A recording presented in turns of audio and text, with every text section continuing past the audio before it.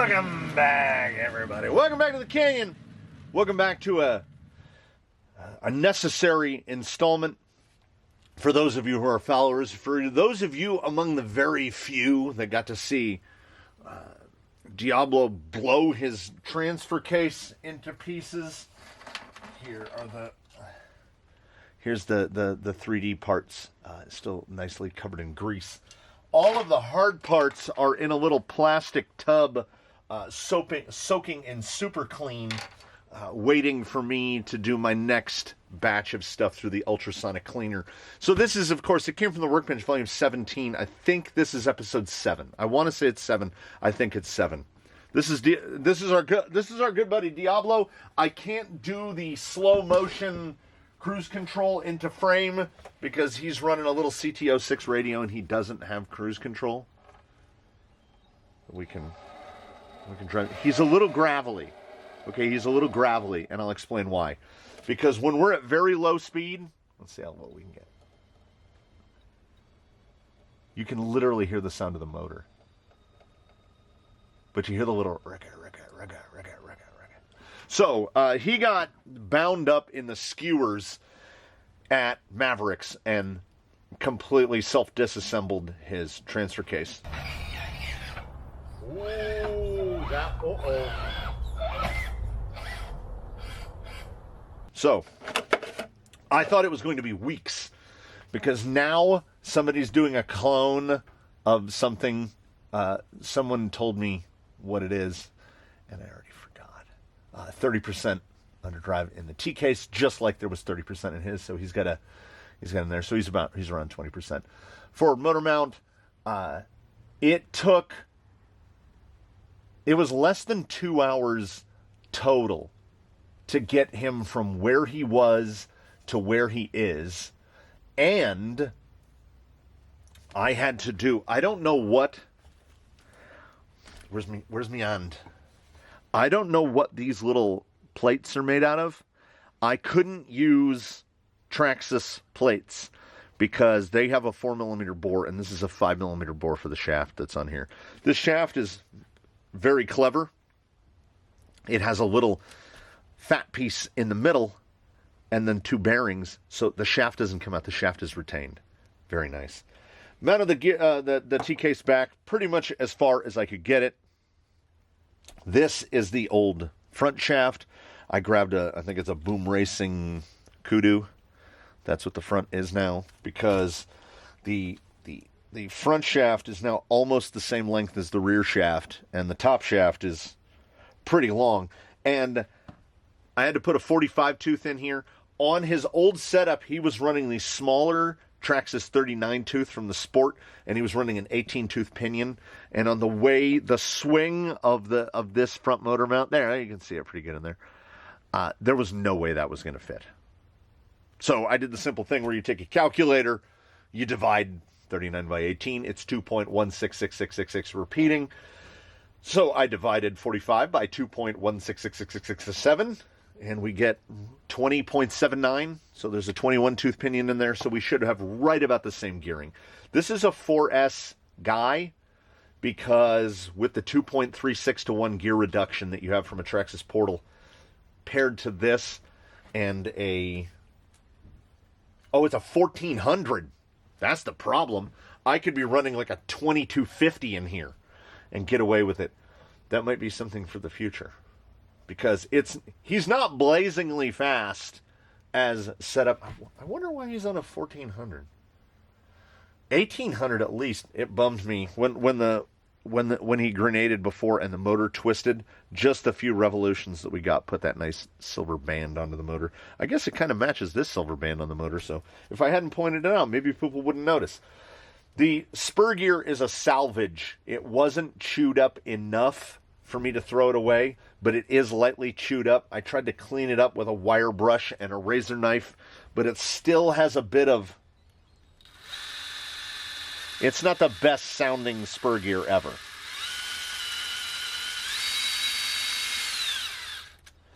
But he can go slow. Look at that. You can really see the 30% reduction on that output shaft in the rear. Basically what happened is, I thought that this was going to come from AliExpress. They're about $30 on AliExpress, or I could get it next. Remember, this blew up a couple days ago, and I thought I was going to have to wait 2 weeks from China, but instead it was available overnight on Amazon for $45. So I just consider that $15 overnight shipping, and it arrived, and there just happened to be that's an existing hole, and then there was that slot, and it perfectly. The motor is like perfectly level, and it raised the motor just like 5 millimeters straight up. The fitment and the clearance now is better than it was before. Like everything fits better. The drive shaft angles are better. Look how good look how good those front drive shaft angles are. This is almost perfectly straight. This is almost perfectly straight. This has that little, that amount of angle is really nothing.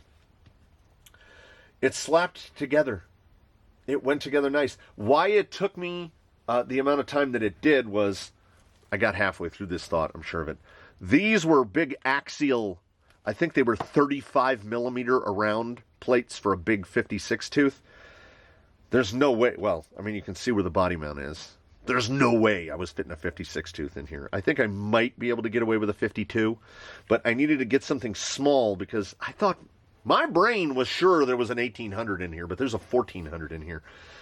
So we were gearing to the motor, and I uploaded a short about it, and that's full speed. That's how slow this thing goes. It's very slow. All the fitments are better. And I have no worries about this FMM blowing up because, oh look, it uses 2 screws per side, whereas this is the FMM, which I had already, you see there's helicoils in it? It's stripped out immediately. So I helicoiled it. They should have done this operation with the nuts. No, I take that back. What UGRC should have done is just not printed this. They should just buy these in bulk from China and include them with their chassis kit. Remold the skid it's standard bolt. It's the standard bolt pattern. Just do that. Because it dropped right in. 0 clearance issues. The only clearance issue I could possibly see, looking at it right now, is this is a 3542. We are really close. Because of the drop. If you're running a Fusion, I don't know if you could. But let's be honest. Aside from loons, I'm pointing at them right here. Nobody's putting a Fusion or a 550 in something like this. You're going to be running you'd probably be running like a 3523. You'd be running something smaller. This is pretty big. It is a 3542, right? Yeah. 3532 probably would have been plenty. Like an R20 would probably be the optimal motor for this. But we did a swapperoo, and that's how this ended up in here. Hold on. I just remembered from cleaning through bins. I've got a Holmes 2500. We might have to put that 2500 in there. Because like I said, I love a low-speed control. But I also like some pop. This guy doesn't really have it. I don't know. I haven't really wheeled it for more than about a minute since I put this T-case and FMM in place, which still, the only thing was, and okay, the amount of time was because I was fitting it into a rig that, we're getting the shocks aerated, so they're working now. I was fitting it to something that already existed. So look at the clearances between the FMM and which, if you were building a chassis or installing this in a chassis, most of the problems I got to you wouldn't have. You wouldn't have had to turn these axial slipper plates down on the lathe. And my God, I got to get it. despite me using as much cutting fluid as possible, look at it's the LA Lakers. It's purple and gold. I don't think the camera is really capturing how purple those shavings are, which means we were getting hot, and getting them down to 20 millimeters, which is how far across your slipper. This was another episode, an issue of commitment. I was committed. I could have put a different gear in and just used the 3-bolt slipper eliminator, but I wanted a slipper in it, and I wanted to run that 45-tooth gear. So I was committed one way or another. I wish that there was enough room to fit the battery up here, but there is not. The speed control could no longer fit up here because, well, the spur used to be back here on the old layout behind the FMM, and now it's forward. It's like if somebody did a red cat ascent correctly, like thought about the geometry, etc. It did amazingly climbing over a tree root. So what we are here today to find out is how it does otherwise. It's going to be a little grarry. It's going to have some grar to it. You can kind of see if we, yeah. See, the teeth are not murdered, but they're not in perfect shape. The only 45 tooth I have that is unmolested came out of an aftermarket gearbox, so it's a steel 45 tooth. And in crawlers, I do not believe in steel spur gears. Don't like them. There needs to be, there's one plastic gear in this vehicle, and the spur gear is the place that you put plastic, because this guy has all metal drive shafts, all metal in the shafts, so there's nothing to give. We need something to give. So we have two lines of protection / prevention, which is we hope for some slipper action, and worst case scenario, we just hope for some of these teeth to get shaved off, which is kind of why I trend towards 48 pitch spur gears. We treat them as disposables. Better to have a spur gear strip out than blow out a portal input gear and then have to take the whole front end of the vehicle apart to change the portal input gear. Changing this is easy. I take that nut off, I slide the gear off, I slide a new one on. Bish, bosh, you done. So, he's on 4S. He's got a pack that is reasonably charged. I want to say about 3.9 volts per cell, which seems to be a pretty common thing around here. We don't seem to get much past that. I don't know if we feel bold enough to head over to Mavericks, but we do feel bold enough to do a little, kind of like a tire test protocol, because we're going to do a little, maybe abbreviated version of a tire test protocol, because I want to see, like, does this feel exactly the same? We should have the exact same gearing that we had before. We've got the same spur to pinion. We should have the same gearing numbers in the T-case with the same final overdrive underdrive ratio. We should not have changed anything, except maybe the CG will have moved a little bit, because I think the motor is a little bit higher. I don't know. I have no idea. So what we do is what we always do, and we find out together. So this guy was always the breakover king, perhaps now in direct competition with Lolo. Oh man.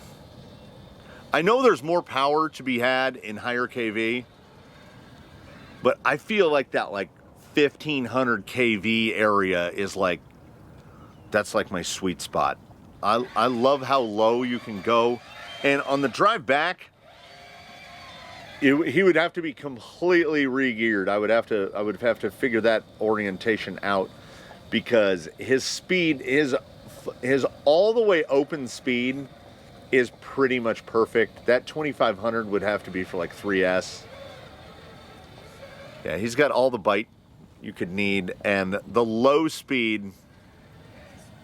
And I had said what is this thing called? The Eldark, the CTO1. I wanted to call it a CT6. The CTO1 is a controller that is slightly too small for my beefy mitt, and I had always thought that the trigger tension is a little bit high. but I can hypermodulate this guy. And I am now in the position of having an unopened parcel from A-Main on my workbench with some essentials and necessities in it, like hollow balls, stuff like that. And I am in need of a Traxxas 45-tooth spur gear.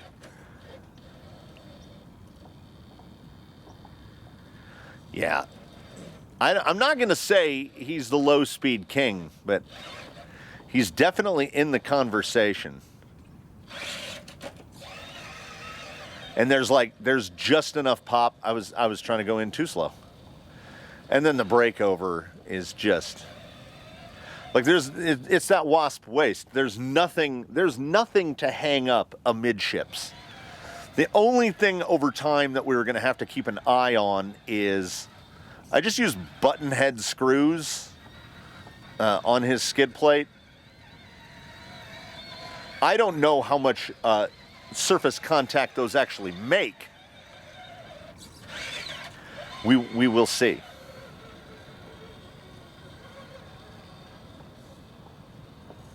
Yeah. I'm sure a lot of it is also coming from the Furatech as well. We've got this ability to modulate. Like, it feels like it's got to be in the programming. There's something in the throttle curve that it feels like the bottom 20% of the throttle band uses 50% of the trigger pull. It's kind of fantastic because I can, like, that rear drive shaft is doing 20 RPM.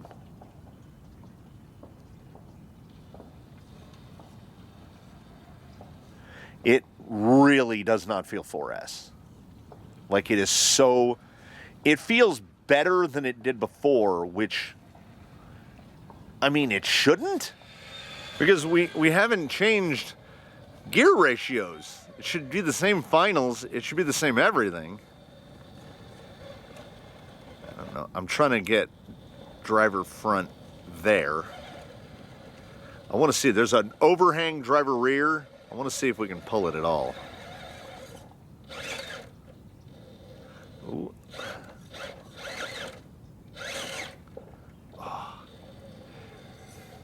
It's an on-off switch in the best possible way. There's so much drag brake available to us that when I let off the throttle, it just stops. The further right you are up Daphne's Rock here, the better you're doing.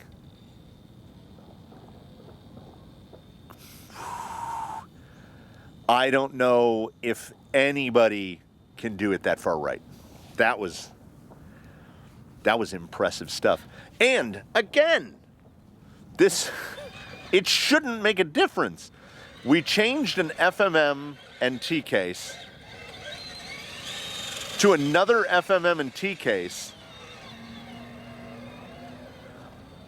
Now the motor did move forward. This guy has got, I want to say, I haven't weighed it since the G2 high clearance C-hubs and knuckles went on. But I want to say that Diablo's front axle is something like 800 grams.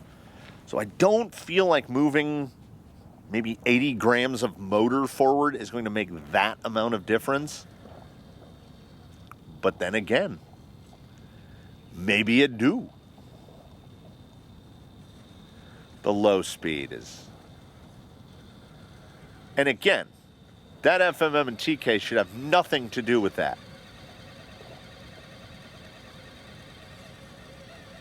Trying to get that side pull. Yeah, there it is. He's just as happy in the mid-band. It feels very different. And the feel is almost like he's got some sort of active stabilization. And I know that it is active stabilization because he has suspension, but then underneath that suspension are comically heavy axles. And we had to tinker. Those are brass wheels, not brass colored wheels. We had to tinker with them to try to get the weight of them down to something manageable. Oop. He is a slow roller. Yeah, his open ground speed looks perfect. We are going to figure out, yeah, see, there's a lot of body roll there, and then right there.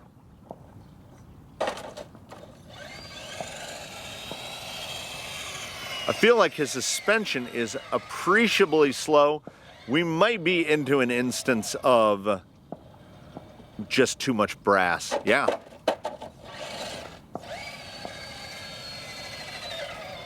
We may have found a point of diminishing returns.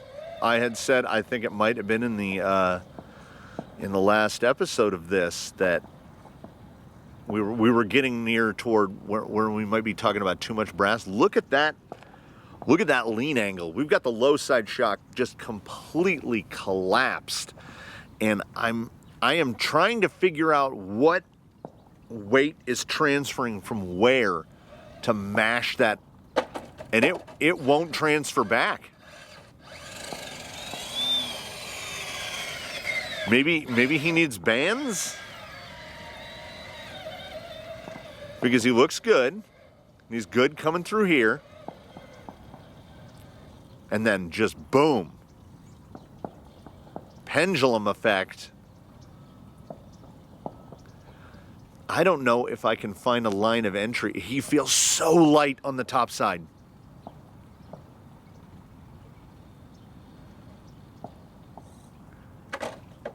Any counter steer at all. Boy, that amount of weight though, he only wants to be on his wheels. So I don't know if I need to be taking weight off. I don't know if I need to widen his track width out a little. He looks really narrow to me, but I've been driving wider vehicles as of recent. Yeah, that right there. He will just throw it back. Boom.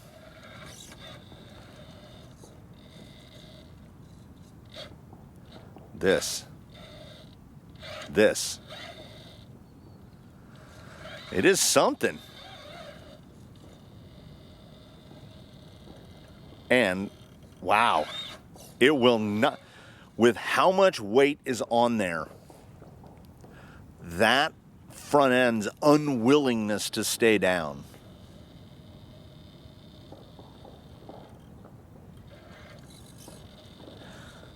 It's like we're into positive anti-squat where it's going the wrong way.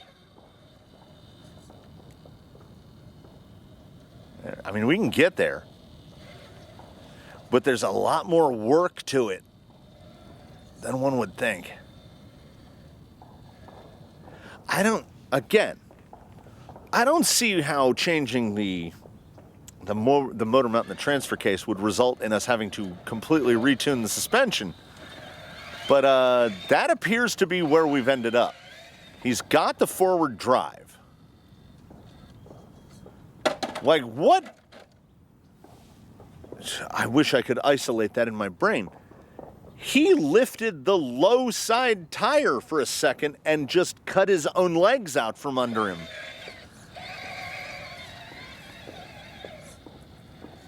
Yet the amount of forward drive is pretty impressive. Oh, that completely fell into that hole. Yeah, there's just a certain point where the rear starts to bite. Right there. And then it overbites and just rolls. Somebody in the comments is going to have to help us out of this one. So in as much of a quick view as we can call this, the FMM and T case are doing tremendously. The gears are all steel and appear to be machine steel. So we're not going to have any problem with that. And they are not pinned. For better or worse, they are not pinned. The shaft with the gear is one piece. I assume that is both a positive and a negative. Ooh.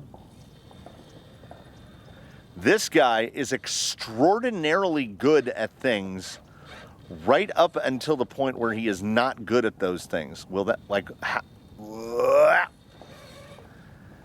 there are moments that do not inspire confidence where it just feels like he's like, yeah, throw it up. And a wheel just goes into the sky as if on cue. And turtled.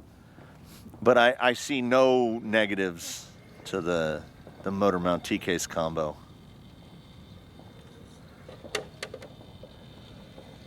It's real good. And then just suddenly isn't. As soon as we get too much load on that rear tire, can he make this over, or is it just going to pop out on us? Yeah, there's no way he could run that 2500. Ooh, he is a descender. He can descend.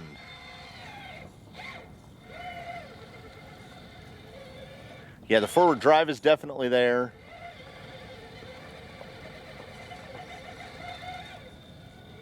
I think with each successive revolution, I think the pinion is kind of forcing the spur gear back into shape. It's like manipulating the teeth back into order because it's getting quieter.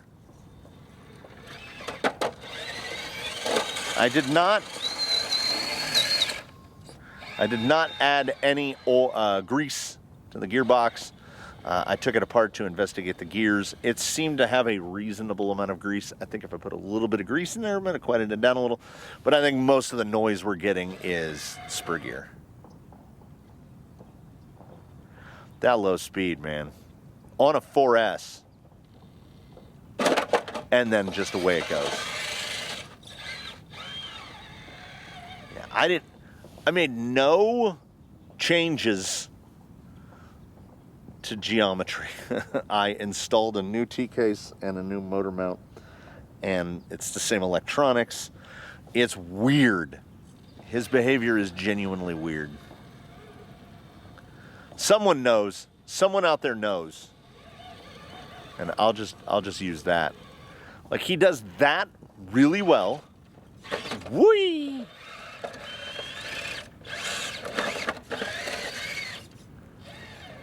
Come out from this side. Like, that should throw down. That front tire should drop. But with any, and then he's like, oh, you mean like this? You mean just crab across the side, no problem? It's just wild. It is insane the way this thing handles. It's a 1960s sports car all of a sudden where it's like, I'm good, I'm not good. And then you're tumbling down the hill. So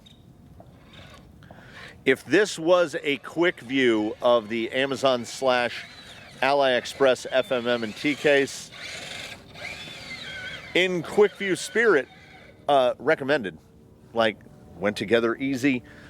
You have to source, I don't know who it's for 100% because you either need a chassis that fits it, and this one happened to fit it. If you own a UGRC Kleimenstein, just do this. Get rid of the... everything about it feels better. I don't know why I feel like this is more controllable with this setup when it shouldn't be.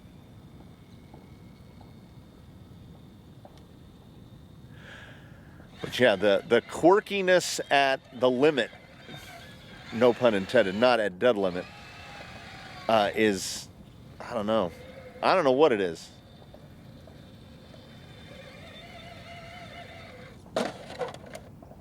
Well, we're not getting out of that.